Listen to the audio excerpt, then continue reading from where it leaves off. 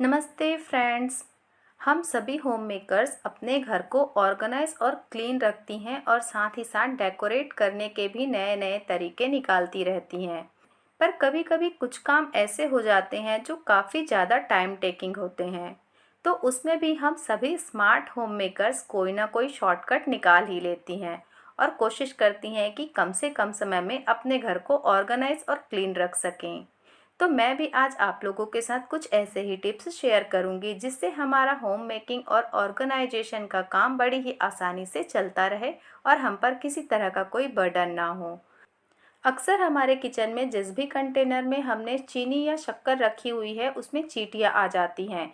इससे बचने के लिए आप इसमें 10 से 15 लौंग रख दीजिए। आप देखेंगे कि इसमें चींटियां नहीं आएंगी और जो शक्कर है वो हमेशा सेफ रहेगी। साथ ही आप शक्कर जिस भी कंटेनर में रख रहे हैं वो एयर टाइट होना चाहिए ताकि उसमें किसी भी तरह का मॉइस्चर ना आए। इस तरह के वाइप्स हम सभी अपने घर में यूज़ करते हैं, पर कई बार इसकी जो डेट होती है वो निकल जाती है और फिर हम इसे फेंक देते हैं। तो आज मैं इसका आपको एक बहुत अच्छा उपयोग बताऊंगी। वाइप्स जो उपयोग में आप नहीं ले रहे हैं, जिसकी डेट निकल चुकी है, उसे आप क्लीनिंग के लिए यूज़ कर सकते हैं। जितनी भी वाइट सरफेस है जैसे कि चार्जर, स्विच बोर्ड, मिक्सी, इन सारे चीज़ों को आप इससे क्लीन करेंगे तो ये बड़े ही आसानी से क्लीन हो जाते हैं और आपको इसके लिए कोई मेहनत भी नहीं करनी पड़ेगी। देख लीजिए आप यहाँ पे बड़ी ही आसानी से बिल्कुल कुछ ही सेकंड में ये जो चार्जर है वो पूरी तरीके से क्लीन हो गया है। इसी तरीके से ये जो स्विच बोर्ड है इसे भी आप वाइप कर दीजिए। जो भी इसमें दाग होंगे, स्पॉट लगे होंगे, वो सारे साफ़ हो जाएंगे और बिल्कुल बिना किसी मेहनत के स्विच बोर्ड पूरी तरीके से क्लीन हो जाएगा। आप देख सकते हैं कि ये जो वाइप है इसने पूरा यहाँ पे का जो भी डस्ट है वो यहाँ पे इसमें आ चुका है और जो बोर्ड है वो पूरी तरीके से साफ़ हो गया है। तो इस तरीके से आप इसे थ्रो करने के बजाय अपने घर में क्लीनिंग के लिए यूज़ कर सकते हैं और अपने घर की चीज़ों को साफ़ रख सकते हैं। बारिश के मौसम में पकौड़े ना बने हमारे घर में, ऐसा तो हो ही नहीं सकता। तो इसलिए जब भी आप पकौड़े बनाएं तो प्याज को इस तरीके से लंबाई में काटिए और हाथ से मसल के उसकी जितनी भी कलियां हैं उन्हें अलग कर दीजिए और इसे फेंटते समय इसमें थोड़ा सा चावल का आटा ऐड कर दीजिए। अब जब आप पकौड़े बनाएंगे तो पकौड़े को गोल नहीं करना है, आपको जिस तरीके से उसका शेप है, जैसे प्याज के टुकड़े हैं उन्हें उसी तरीके से आप बनाते जाइए। आप देखेंगे कि जो इसके प्याज के टुकड़े अलग अलग निकले हुए दिख रहे हैं उनकी ही वजह से जो ये पकौड़े हैं वो काफ़ी कुरकुरे और क्रिस्पी बनेंगे और इनमें स्वाद भी काफ़ी अच्छा आएगा। और बारिश में अगर गर्मा गर्म पकौड़ों के साथ चाय मिल जाए तो फिर क्या ही कहने।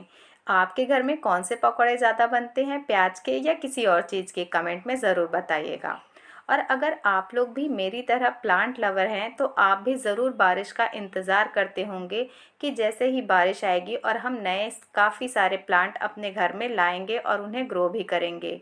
और कई सारे पौधे तो कटिंग से भी बारिश के मौसम में ही ग्रो हो जाते हैं। पर कई बार ऐसा होता है कि जब हम प्लांट नर्सरी से लेके आते हैं तो वो काफ़ी हेल्दी रहता है, पर जैसे ही हम उसे रीपॉट करते हैं वो सूख जाता है। तो इससे बचने के लिए जब भी आप पौधों को रीपॉट करें तो उससे पहले जो भी मिट्टी आपने गमले में लगानी है उसे अच्छी तरीके से सुखा लीजिए और ड्राई मिट्टी में ही आप नया प्लांट को लगाइए। साथ ही साथ जब आप मिट्टी तैयार करेंगे तो इसमें आप या तो कोकोपीट ऐड कर दीजिए या तो आप इसमें रेत ऐड कर दीजिए, ताकि जो पौधे हैं उसमें अच्छी तरीके से पानी निकलने का सोर्स बना रहे। जब भी आप पौधों को रीपॉट करते हैं तो उसे ध्यान दीजिए कि गमले में ज़्यादा पानी ना रहे और पानी के बाहर निकलने की व्यवस्था अच्छी रहे। जब भी आपको लगे कि गमले में बारिश का पानी भर गया है तो आप उसे बाहर निकाल दीजिए, क्योंकि जिस तरीके से गर्मी के दिन में पानी कम होने की वजह से पौधे सूख जाते हैं, ठीक उसी तरीके से बारिश के मौसम में पौधों में पानी ज़्यादा होने की वजह से उनकी जो रूट्स है वो गलने लगती। तो इस तरीके से पौधों का ध्यान रखिए कि उनमें ज़्यादा पानी ना हो ताकि वो हेल्दी रहें और अच्छी तरीके से ग्रो भी कर पाएँ। अगर बारिश के मौसम में हमने कपड़े धो दिए हैं और उनमें अच्छी तरीके से धूप और हवा नहीं लगी तो उनमें से एक अजीब सी बदबू आने लगती है और वो तभी जाती है जब हम उन कपड़ों को दोबारा से वॉश करते हैं। तो इससे बचने के लिए आप जब भी कपड़े वॉश करते हैं तो उनमें फैब्रिक कंडीशनर का यूज़ ज़रूर करिए, ताकि अगर कपड़ों में अच्छी तरीके से धूप पर हवा ना लग पाए तो आपके कपड़ों में से अजीब सी स्मेल ना आए और आपको दोबारा इन्हें धोने की मेहनत ना करनी पड़े। और आप जिस भी जगह पे कपड़े सुखा रहे हैं उस जगह पे ध्यान रखिए कि कपड़े अलग अलग ही सूख रहे हों। अगर कपड़ों के बीच में प्रॉपर स्पेस रहेगा और उनमें हवा आती रहेगी तो धूप ना भी लगे तो भी कपड़ों से स्मेल नहीं आती। पर अगर कम जगह में हम कपड़े एक के ऊपर एक डाल देते हैं, उन्हें प्रॉपर स्पेस और हवा नहीं मिल पाती है, तभी कपड़ों से स्मेल आने लगती है। तो इससे बचने के लिए आप बारिश में कपड़े सुखाने की व्यवस्था प्रॉपर बना के रखें। आप चाहें तो कपड़ों को सुखाने के लिए कपड़े सुखाने वाला जो स्टैंड होता है उसका भी यूज़ कर सकते हैं, ताकि आपके यहाँ अगर छोटी जगह है तो आपके जो कपड़े हैं वो अच्छी तरीके से सूख पाएँ। जब भी कपड़े आप धोते हैं, अगर आपको हाथ से कपड़े धोने हैं तो कोशिश करिए कि कपड़ों को धोते समय आप उनका जितना भी एक्स्ट्रा पानी है वो निकाल दीजिए। अच्छी तरीके से कपड़ों को निचोड़ दीजिए ताकि उसमें जितना भी एक्स्ट्रा पानी है वो बाहर हो जाए और कपड़े जल्दी और आसानी से सूख जाएं।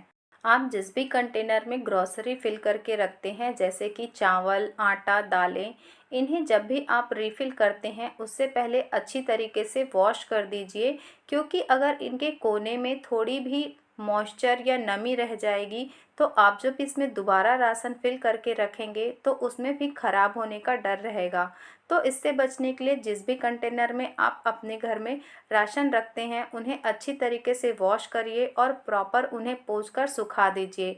अगर धूप निकली है तो थोड़ी देर धूप दिखा दीजिए, और अगर धूप नहीं निकली है तो कम से कम आधे से 1 घंटे के लिए पोंछ के इसे पंखे के नीचे रख दीजिए, ताकि इसमें जितना भी मॉइस्चर है वो पूरी तरीके से सूख जाए। और जब आप इसमें दोबारा राशन फिल करेंगे, चावल या दाल या आटा जो भी आप इसमें रखेंगे वो ख़राब ना हो, क्योंकि बारिश के मौसम में अगर थोड़ी भी नमी किसी कंटेनर में रह गई है तो आप उसमें जो भी ग्रॉसरी का सामान फिल करेंगे उसके ख़राब होने के चांसेस काफ़ी ज़्यादा बढ़ जाते हैं। तो इस प्रॉब्लम से बचने के लिए आप कंटेनर को अच्छी तरीके से वॉश करिए और पोंछ के सुखा के फिर उसमें आपके ग्रॉसरी का सामान फिल करिए।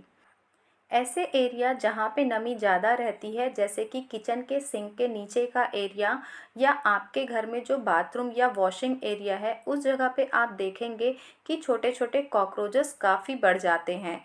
तो इससे बचने के लिए आप इस तरह की जो लक्ष्मण रेखा वगैरह आती है इसका यूज़ कर सकते हैं, और इसके आप खींच देने के कम से कम 2 दिन तक तो इसके पास जो भी कॉकरोच है वो नहीं आते हैं।